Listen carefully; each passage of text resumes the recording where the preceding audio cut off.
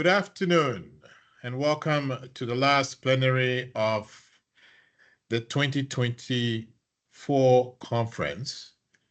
Our topic today is using risk-need-responsivity to guide principles to guide our practice. And today we are very pleased that Chelsea de Groot, who is the program manager of the Lethbridge Drug Treatment Court, and Jocelyn Hill, who is the probation officer with the Lethbridge Drug Treatment Court, have kindly agreed to generously share their expertise. Our ability to continue to share expertise and to learn from each other is based on the generosity of people like Chelsea and Jocelyn, who agreed to share of their time freely. So we are most appreciative. I want to acknowledge to you that I'm speaking to you today as a settler from my office, which is in the traditional territory of Anishinaabe, Huron, Wendat, and Haudenosaunee, as well as the Ojibwe and Chippewa peoples. The land that is home to the Métis, and most recently the territory of the Mississaugas of the Credit First Nation, who are direct descendants of the Mississaugas of the Credit. We recognize and deeply appreciate their historic connection to this land. We also recognize the contributions of the Métis, the Inuit, and other indigenous people, the contributions that they have made both in shaping and strengthening this community in particular, and our province and our country as a whole. I wish to pay my respects to the many indigenous people who live and work here today. I acknowledge that many of you, if not all, have faced the pain of racism in your own ancestral homeland. I encourage you to send your questions to Chelsea and Jocelyn through the Q&A. They have kindly agreed to proceed with their presentation, and at the end of their presentation, maybe we will get into the questions. So what I can also let you know is that at the end of this presentation, you will all receive copies of the recorded presentation for you to view or to share with others. So without further ado, Chelsea, I understand I'm supposed to start with you, so over to you. Okay, well, thank you very much. So we are going to talk about the RNR principles today and how they guide our practice. If this is information that you kind of already know about, our apologies, but we really wanted to kind of give a basic foundation of how we use the RNR principles to guide our practice in our drug treatment court. So when we look at the principles of effective case management, we need to understand what RNR is. The RNR model was developed by Dr. Andrews and Dr. Bonta, and it is one of the most influential models assessing and treating offenders. So the risk principle is really about who we're trying to serve. And that's the level of service. It has to be proportional to the offender's risk of reoffending. And so we in drug treatment court want to target the high risk, high need individuals. And so when we're looking at the RNR model, this helps us determine that, and based on the assessment tools that we use as well. In Lethbridge, we use the level of service case management inventory from our treatment team, and probation uses the SPIN, and we'll get into that in a little bit more detail here in a little bit. The need principles is really what are we trying to target and work on with the individual when they're in the program. And so we're looking at the criminogenic and non-criminogenic needs, and looking at what are we actually supervising. And then the responsivity principle is how are we going to address those needs for the individuals that we're serving. And so that really maximizes the participants' ability to learn from a rehabilitative intervention by providing CBT and tailoring interventions to learning style, motivation, and strengths. And so there's general responsivity and specific responsivity needs. The general is basically the how we target things, but the specific responsivity is more about that individual's learning style and how they're going to best learn the material that we're trying to teach them. And it, of course, is strength-based as well. So why are RNR principles important? This comes from Dr. Doug Marlowe. So this is an American stat, but I think it's important and something that really made us make some changes in our drug treatment court. Oftentimes, we think, maybe not in a drug court lens, but in a societal lens, that incarceration for the population we serve is the best option, but it actually increases recidivism. If we are only sentencing people to custody. We actually decrease recidivism by community supervision and treatment referral by 7%. So that's a 7% decrease. So that's being supervised by probation and a referral to treatment.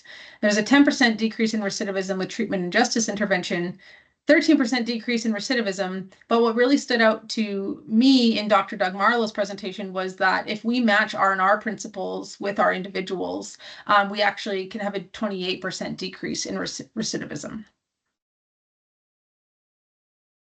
So when we look at the risk principle, sometimes people get caught up on the risk to community, but it's not necessarily the risk for violence or dangerousness, it's the risk to reoffend. So the higher the risk level, the more intensive the supervision and accountability should be, and vice versa. And so we want to make sure that we're not mixing risk levels in our drug treatment court, like high risk and low risk, because we can actually do more damage to those low risk individuals, and low risk individuals would not do well in a structure like drug treatment court because of the level of supervision that we are providing. So when we look at the need principle, that's what causes crime and interferes with rehabilitation. So again, the responsivity. Addiction is criminogenic, and serious mental health concerns interfere with rehabilitation. And so we're also looking at clinical diagnoses in this area as well.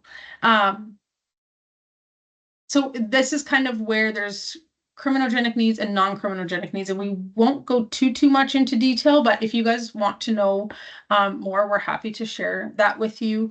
But again, we want to make sure that in the beginning, the way that we've structured our program is in phase 1, we are addressing the responsivity needs. And so what gets in the way of rehabilitation? So that's mental health, unstable housing, if they're experiencing withdrawal, those things.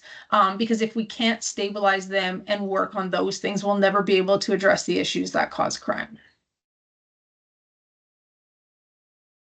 So when we look at the risk and need matrix, we want to look at the high risk, high needs individuals. Those are the individuals that belong in treatment courts.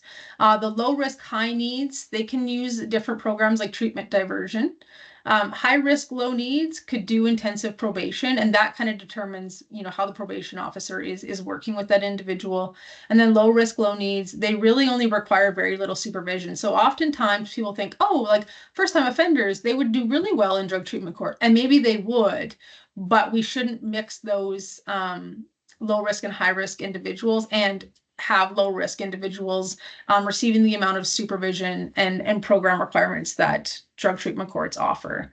So it's really important to consider that when we mismatch the risk and need, we actually waste resources, worsen outcomes, and threaten public health and public safety. So it's really important that we're using validated risk assessment tools to assist our teams in assessing the risk and then matching the required services to the risk and the needs of the individuals.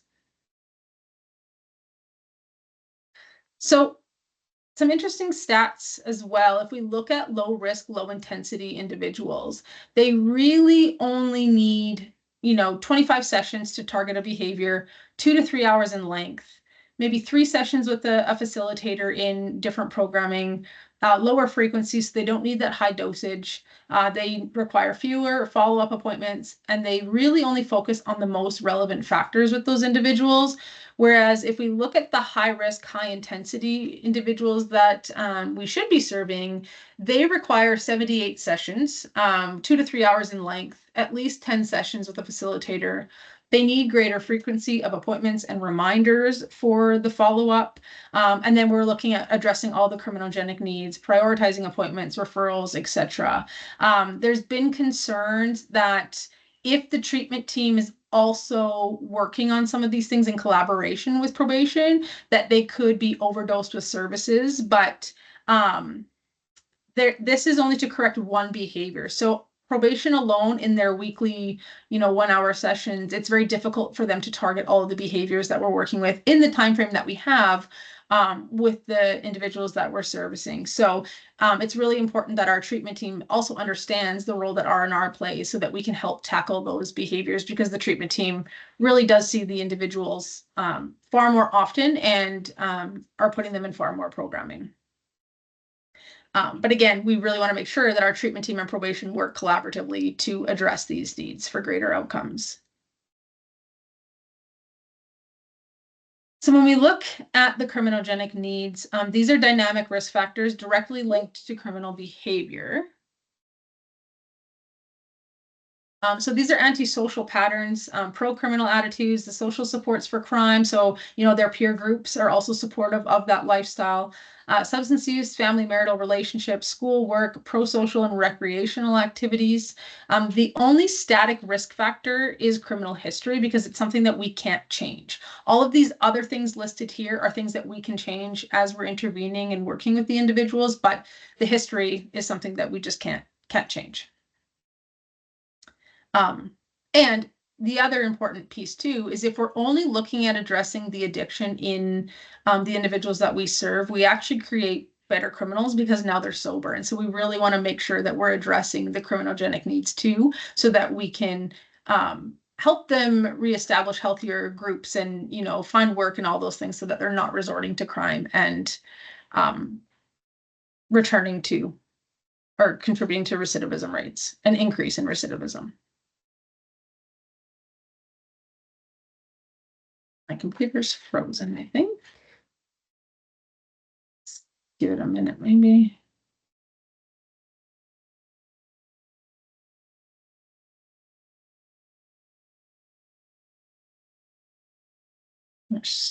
There we go.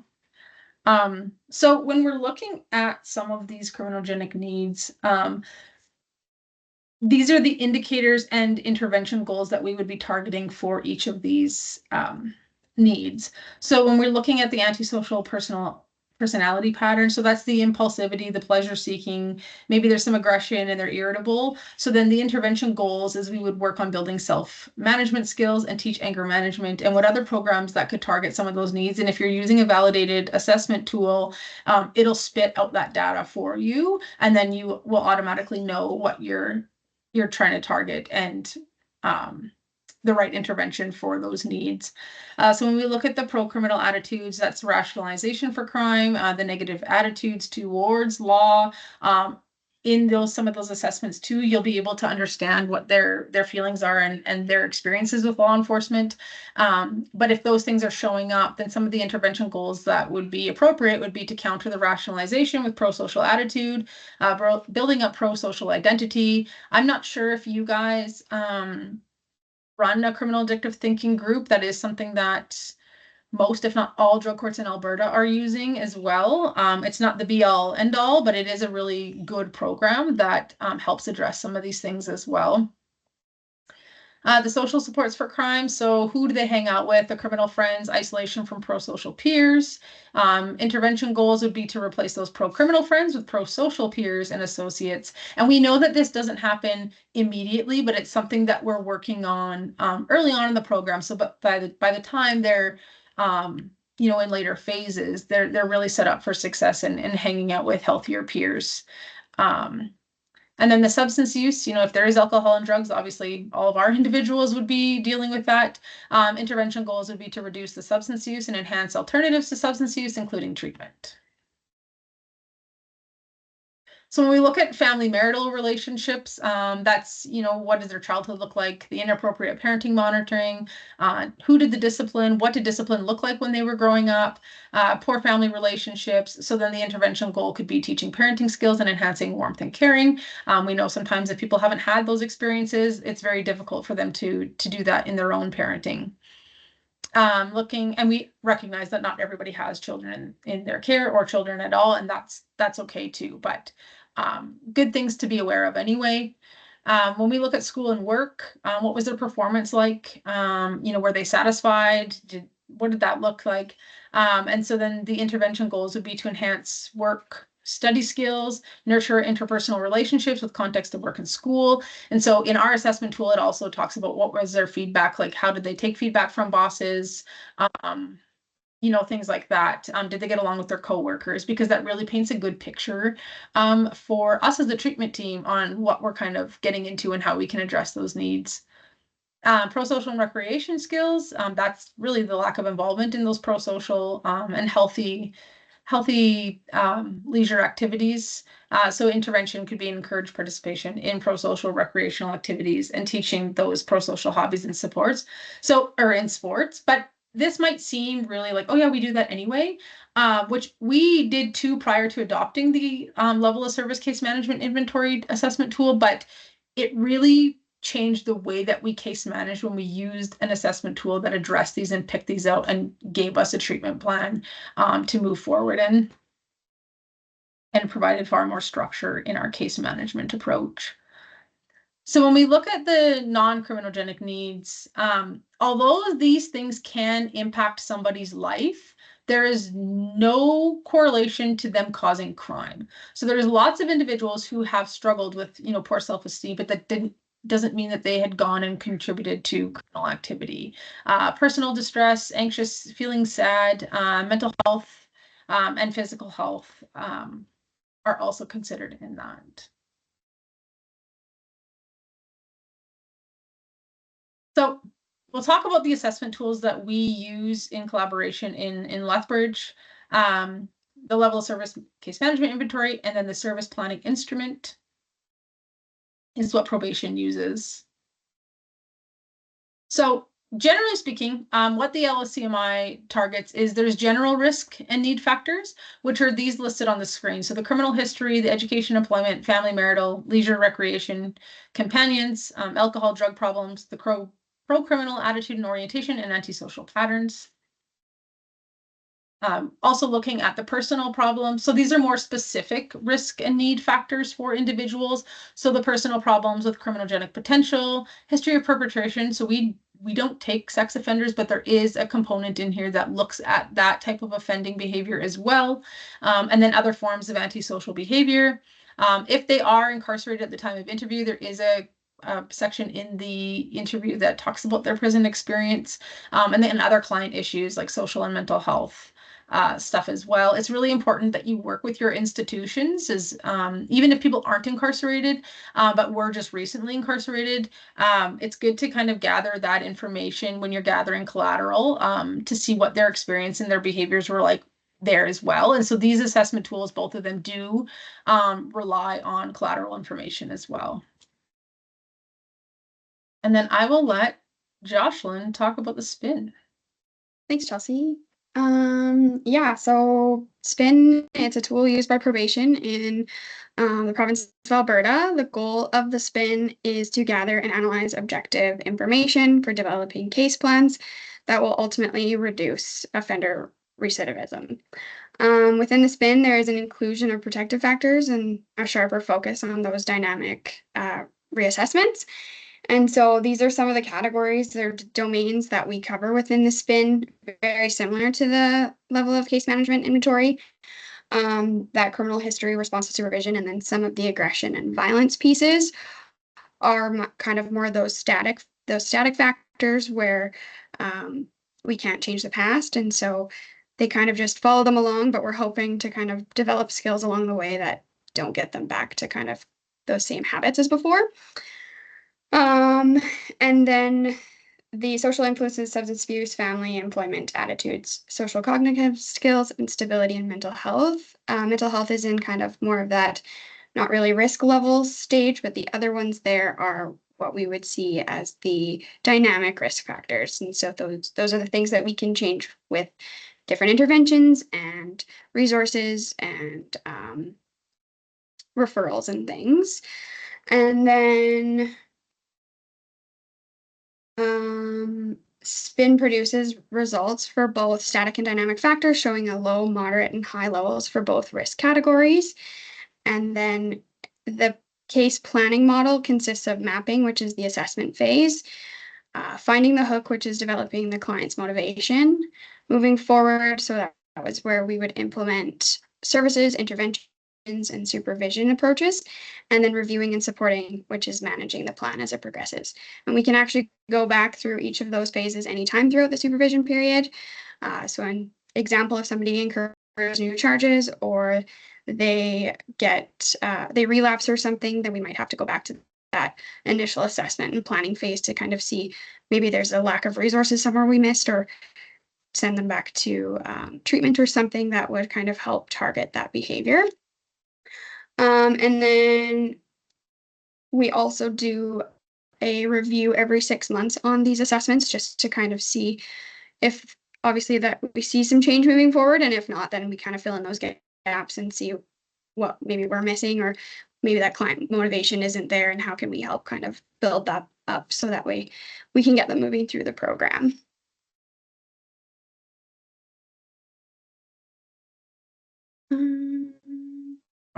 I think that's good for that.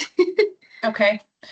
So my case managers were supposed to be here today, but unfortunately they had some family emergencies that they had to deal with. So I'll do my best to speak from a manager perspective, but I think Jocelyn, please chime in here.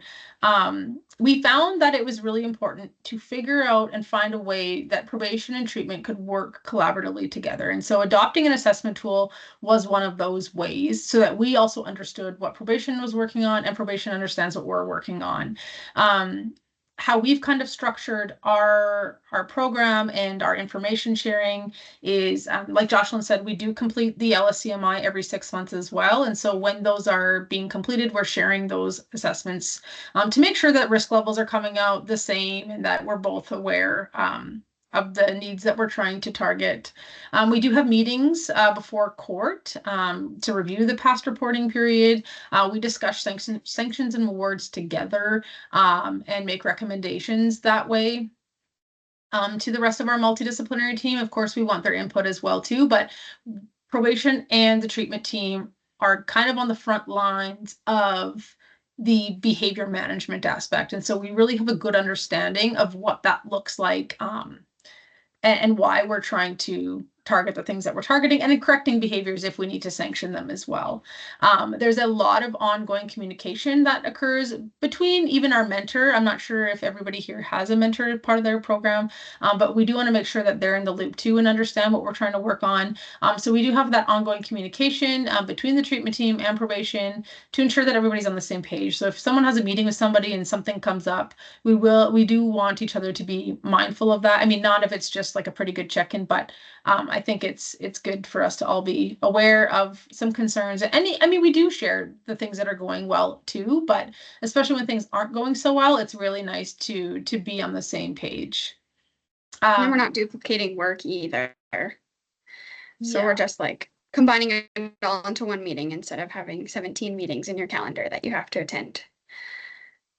Totally. And when we're meeting with counselors and so we have some trauma counselors and more clinical stuff, and then we have addictions and mental health counselors through Alberta Health Services. So when we have those monthly meetings with them, probation and the treatment team meets with those guys together as well. I mean, the addiction and trauma is different meetings, but just to paint a good picture that, you know, we are a collaborative team that work together and sit amongst those meetings and share information as appropriate.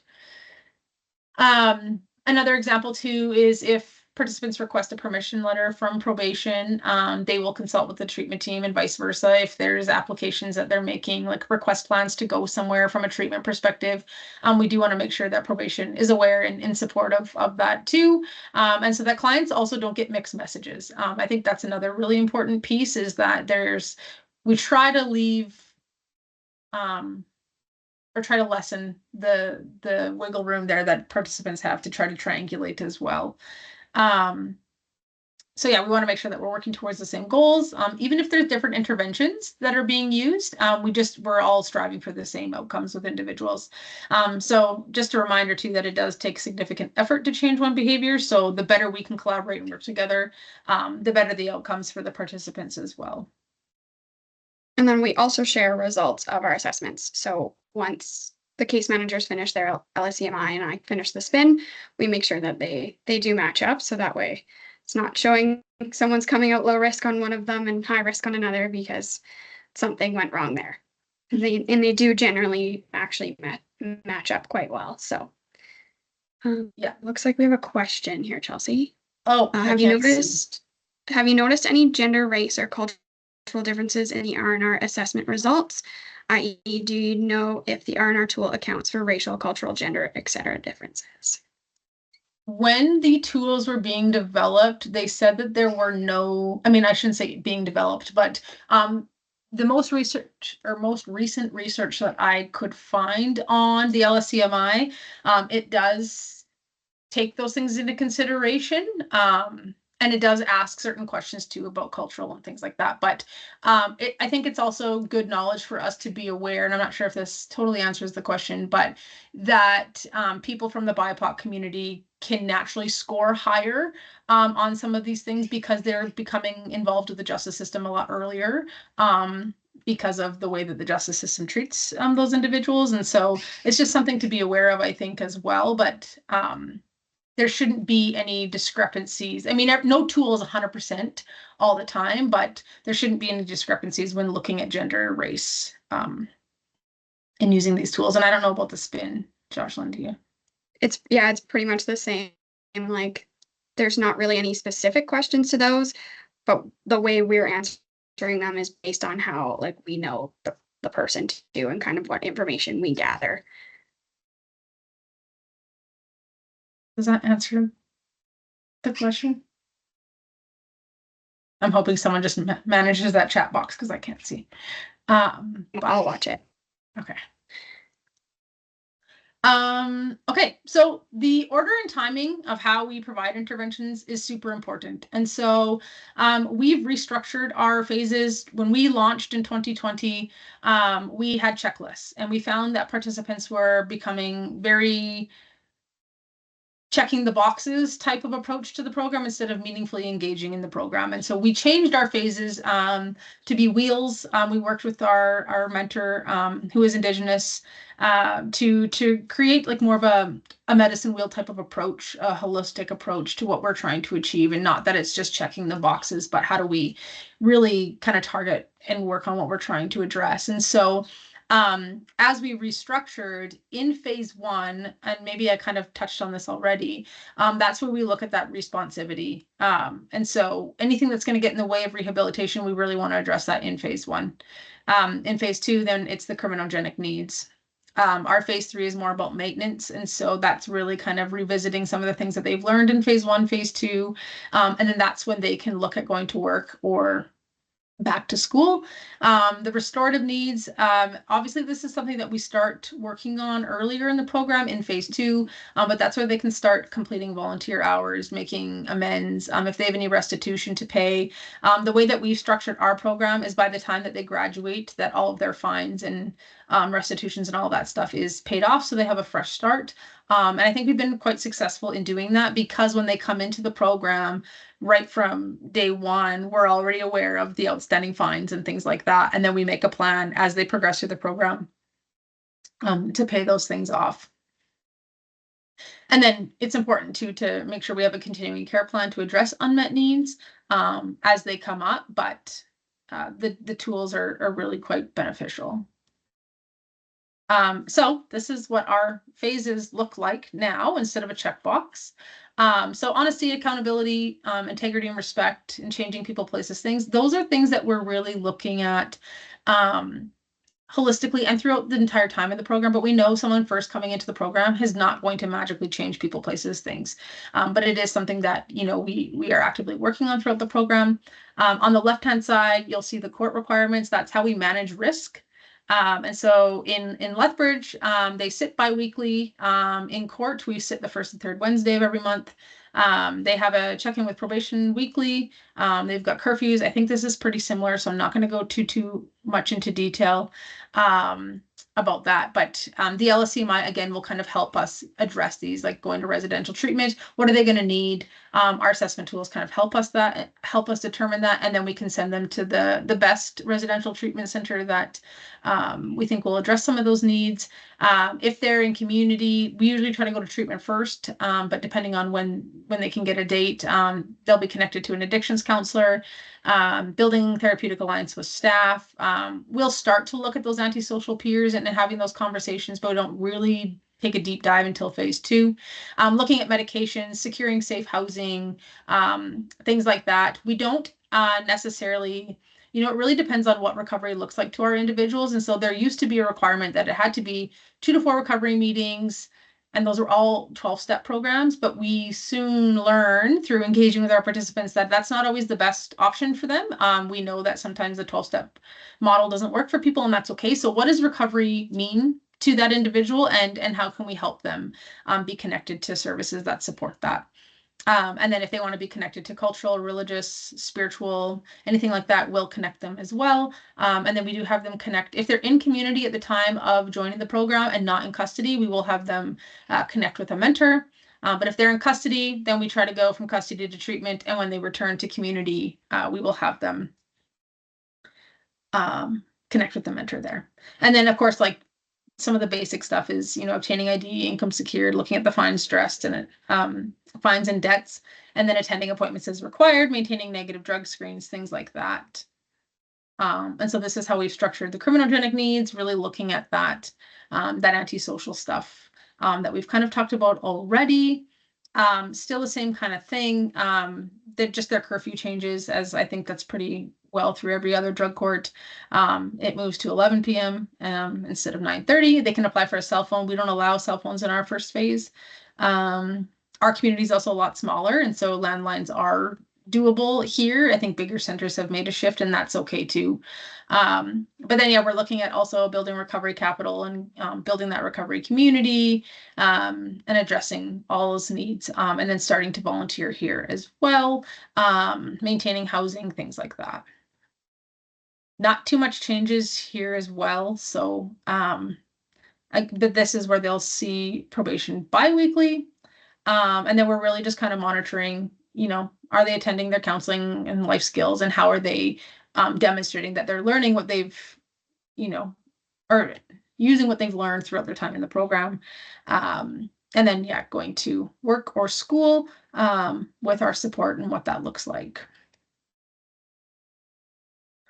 And phase 4, recovery management. So this is where we're really looking at demonstrating leadership in community and in the program.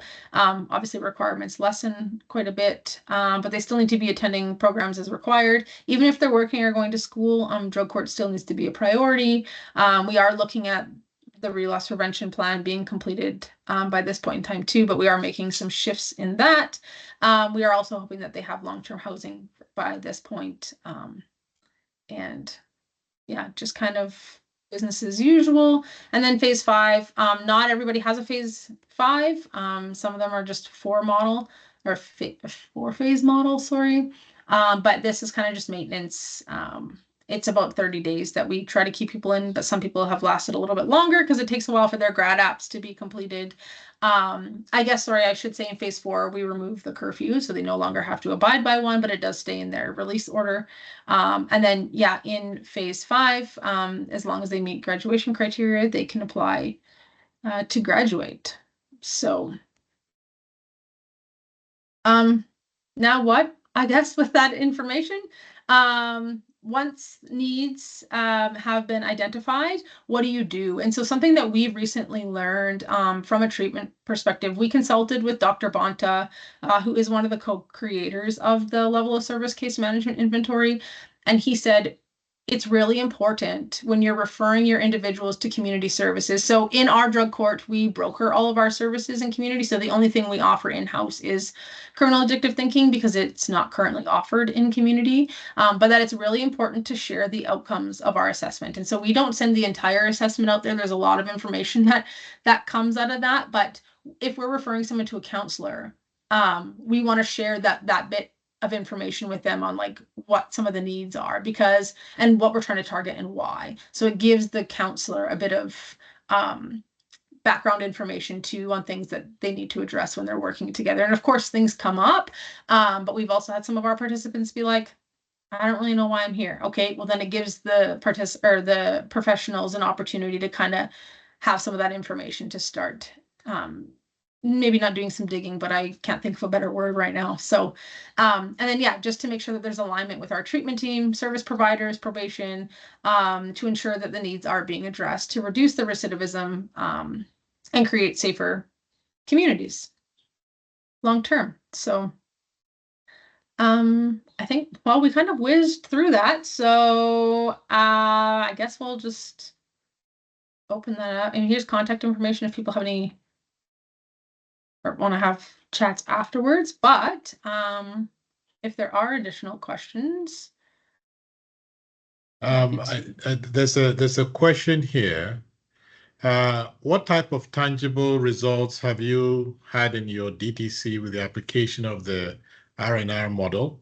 And then there's another one that says, is it correct that RNR is used by the DTC and SPIN is used by probation?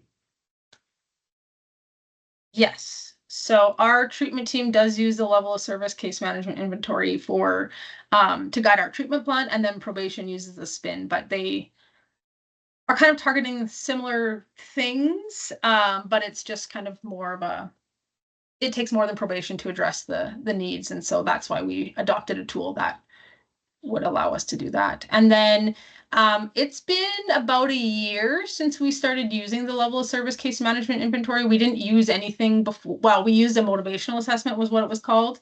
And it was just very subjective and didn't really give us any information.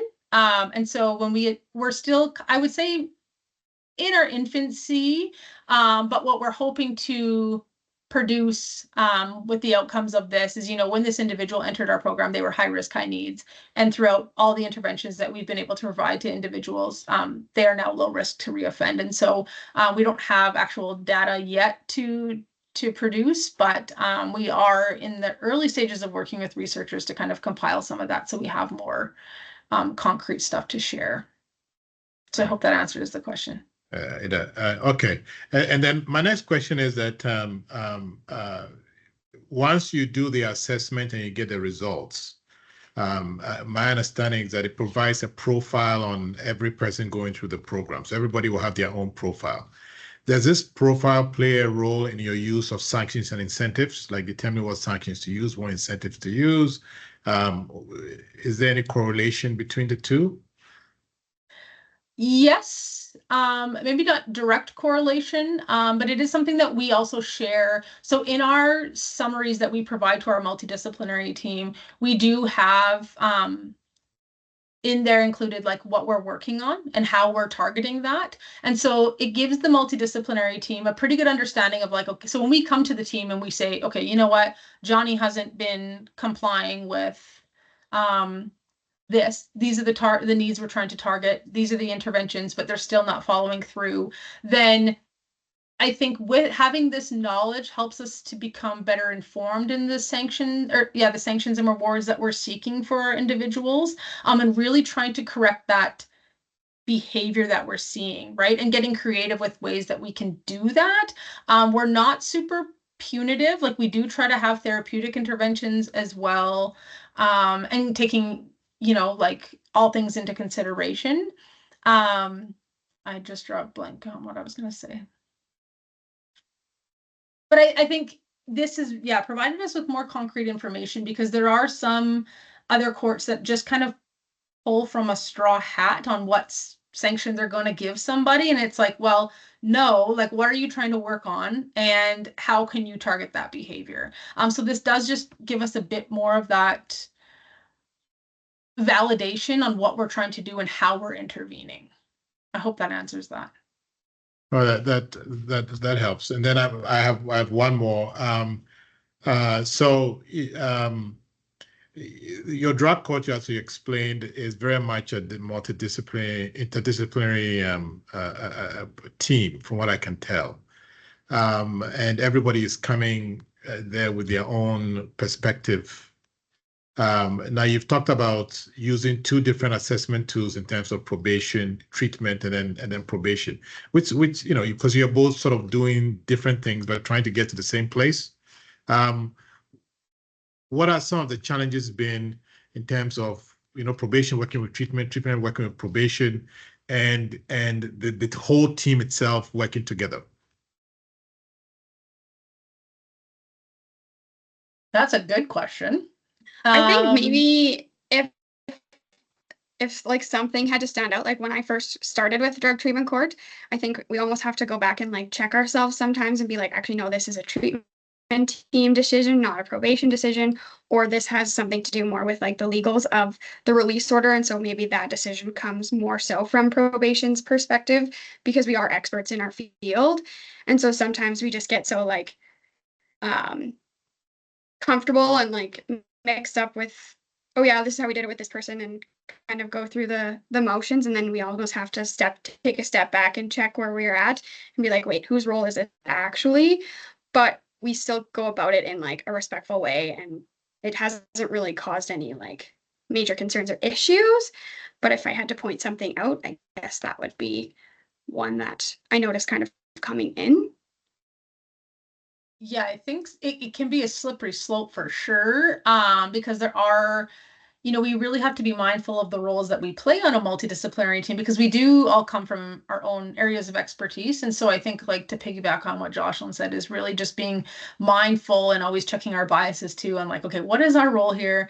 And making sure that we're trying to stay in our lane, and being respectful of, like, if it's a legal decision, then, we can ask questions out of curiosity and, work in collaboration, but just being mindful that we're not overstepping or having legal team, try to tell the treatment team what to do because it's not, they're not trained in the tools and in the behavior. And so I think just being mindful of those things too. We're not perfect by any means, but I think we've been respectful of each other's positions and roles amongst our team. And I think probation and the treatment team, I think early on, we kind of had the opportunity to create what we wanted it to look like, as opposed to stepping into a world that has been well established. I mean, drug courts were well established when we launched, but we kind of had the opportunity to create what we wanted these relationships to look like from inception. Mm-hmm. And what I've learned from many drug treatment courts is that as people work together and they learn about each other's roles, it sort of gels together slowly, and sometimes it just sort of happens, right? Because as you understand each other, it makes things work. And then I said I had one last question, but I've not seen any other questions. So if I see a question, I will stop asking my questions. But okay. My next question is this. You talk about the RNR assessment tool as well as the SPIN tool. Have you seen a correlation? Like, for example, if you see people who have got some high risk, high needs classification as a result of the tools, are you seeing that actually bear out in real life when you're dealing with them? I would say we've got some pretty complex individuals. Is that what you're asking? Like, if that's really yeah. I mean, let's say, I'm Kofi Barnes. I go through you do an assessment and that kind of stuff, and I come out a certain way based on your profile, right? In your dealings with me, are you finding the tool to be pretty helpful and accurate in assessing? Yeah, go ahead, Chelsea. No, you go ahead. Like, especially from like the SPIN perspective, because we use this, like, sometimes I'm doing 4 or 5 a day, and so you get so used to kind of what the questions are and how they're going to be answered with what outcome will look like. I could finish an interview with somebody before even inputting the data, kind of know where they're going to be sitting on that high, low, moderate range. And then when it comes out that way, it's like, okay, I do know what I'm talking about. So it's a little bit like of a reassurance. But yeah, definitely, because it highlights the areas where they may be only low or moderate in, say, social influences because they don't have very many negative fears, but then super high risk in maybe some aggression or substance use areas. And those are the ones that we're going to kind of more focus on at the beginning. And then as we do those 6 months reviews, you do end up seeing that change go if they're motivated and participating. And I think the nice thing too is like when you get these outcomes, it helps you determine like, okay, do we even have these services in our community to serve this individual? Because we don't want to, you know, accept people that we actually can't serve. And that's a pretty limited basis. But I think, you know, like if we look at, we work with a forensic psychiatrist out of Edmonton because we don't have easy access down here to that. But if there's significant mental health concerns coming up that we maybe don't have the right services in community, then we probably, there's a chance that we may not be able to work with them. But if we didn't have something to assess that, we may not know. I mean, you might, your spidey senses might be like, something's off here, but it's nice to have some more concrete validity to what we're trying to achieve. Right. Okay. Any other questions from anyone? I'm not seeing any. I'm monitoring the chat and the Q&A, and I'm not seeing anything. Just to make sure. So if that's the case, I think it's time to say thank you very much, Chelsea, and also Jocelyn. Thank you so much for sharing your expertise with us. This is the RNR program. It's a program that I've heard about, but I've never really taken the time to learn about it. So I know, speaking for myself, I've learned something new. So on behalf of AJTP, thank you so very much. And with that, I believe we will wrap up. I hope everybody has a very good afternoon, and a copy of this recording will be available for everyone. So thank you so very much, and have a very good afternoon. Thank you. Thank you.